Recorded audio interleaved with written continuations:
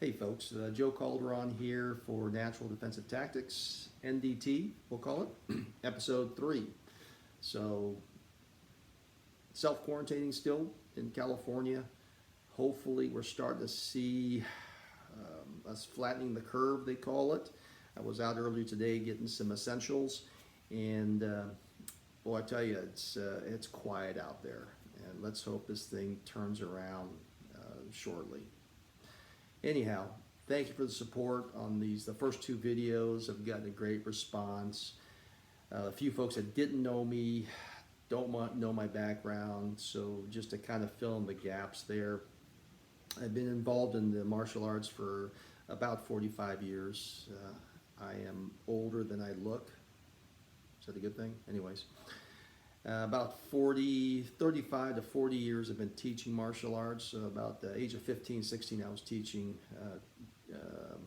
courses in traditional sense martial arts. And I moved into competitive fighting in my late teens into my late 20s, and started teaching defensive tactics about 25 years ago. I've spent about 28 years in the military, and I spent 7 years in law enforcement. So currently I work for a company called Solutions Group International, specialized security training, and have been with them for about 14 years and teach numerous courses and part of their leadership team. So I've been very, very grateful to keep learning and having great mentors. Today's lesson's kind of a building block approach still. In video 1 and 2, we kind of talked about MMA versus fighting in the streets. We talked about fear, the 2 different types of fear in the tactical world, psychological and biological fear. And in a sense, basically, psychological fear you can control, or you have the ability to control. And then today we're going to move into more of a cognitive approach to self-defense and defensive tactics. 2 concepts, one's called Hicks Law and the other one's called the Odio Loop, O-O-D-A loop. And both of those, how they play into security or self-defense. I conduct these seminars, and in some of the seminars I'll start off by giving folks kind of a color code of security, or we'll call it self-awareness. So white at one end may be, hey, everything's okay, and red on the other end is bad, bad, bad juju, red alert, sirens going on. And in between you've got yellow and orange. So it goes from white to yellow, escalating to orange to red.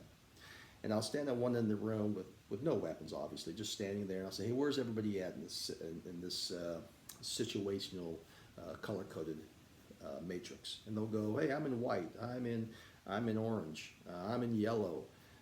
You'll have a couple of knuckleheads that are in red for no reason, but they're just paranoid. But most of us would be in the white or the yellow zone. I'm here to tell you that you should never be in the white zone. First of all, the white zone is you should be asleep or dead. Those are the 2. And you should be in deep REM sleep, actually. So everybody should be in the yellow zone. And that yellow zone really should be an awareness, a gut feeling, knowing your surroundings. That's it. That's parking under a light in a garage somewhere, a dark garage. That just common sense things.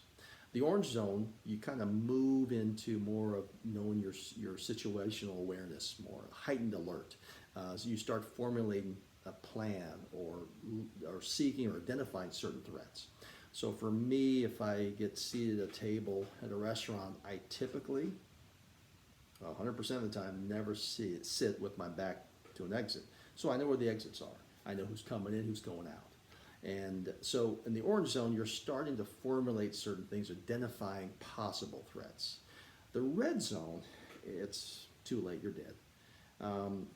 If you go from white to red or orange, from yellow to red immediately, most of us as humans, our heart rate goes up too fast, and we find ourselves in a fight or flight situation.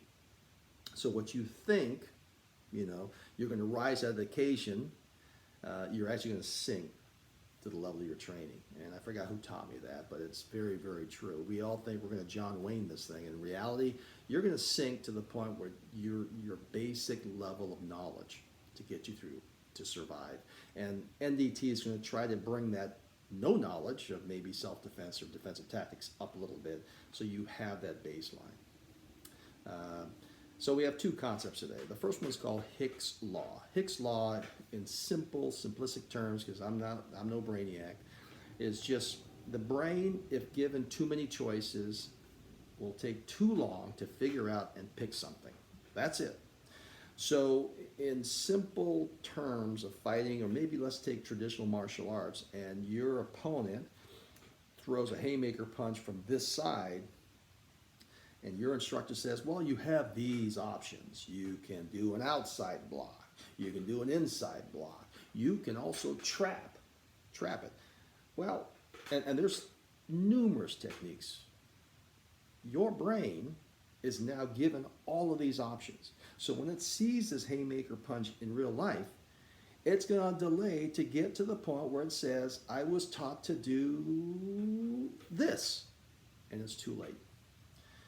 So Hicks' Law is very simple. If you give it one option, that's the option it's probably going to take at the appropriate time. Because, if you come downstairs late at night and you open the cupboard, and for whatever reason, that cereal box falls out of that cupboard on its own, you're going to do something at that moment.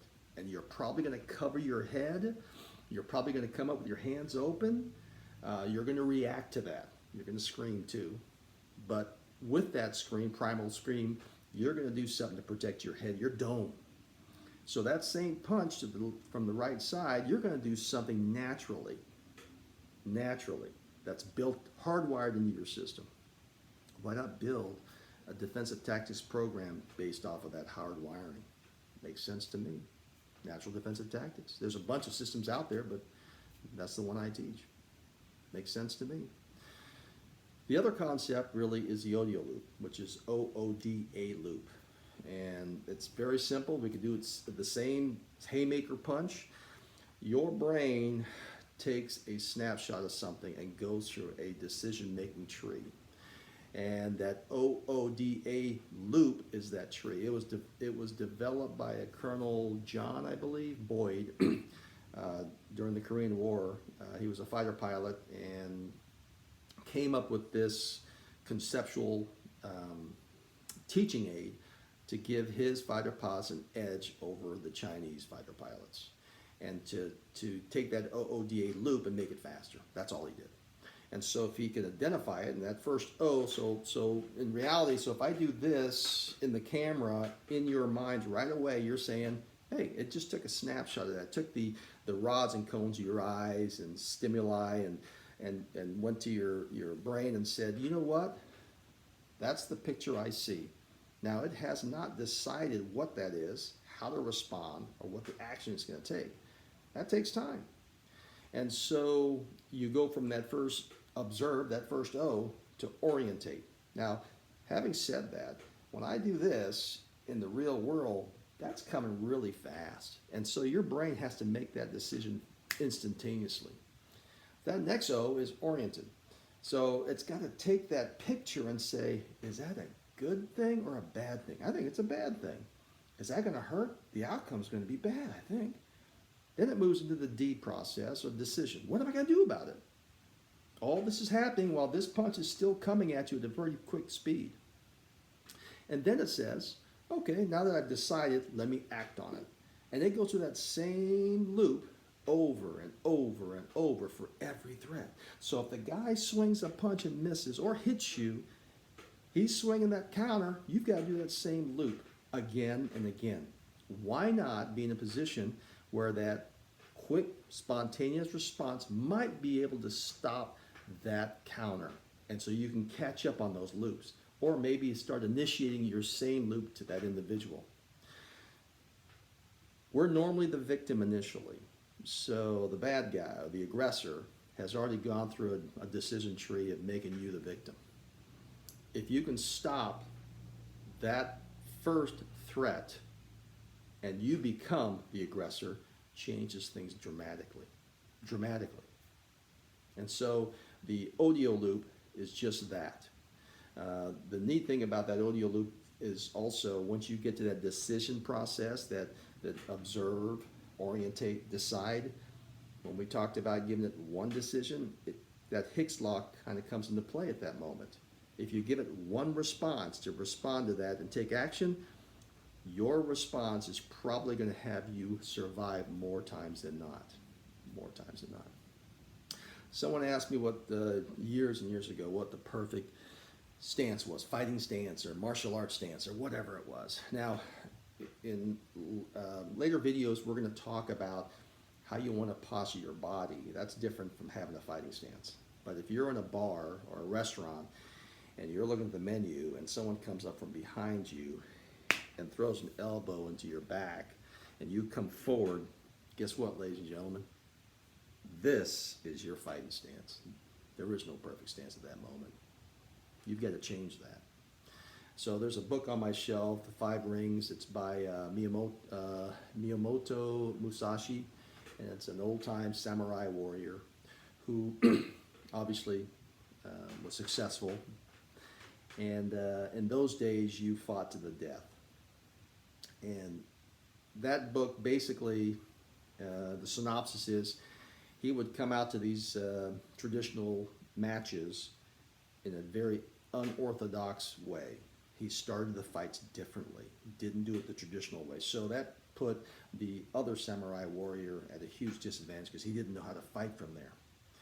And so that concept we're going to take in another video on the advantages you can take in a situation where you're being confronted and the aggressor is he thinks he's dictating the results, and in reality he's not at that moment. So we'll start developing that concept a little bit further in other videos. So hopefully you had a good time. You got something out of the Hicks and the Odio Loop today. Please be safe out there, and I'll be back shortly with another natural defensive tactics video. Thanks again.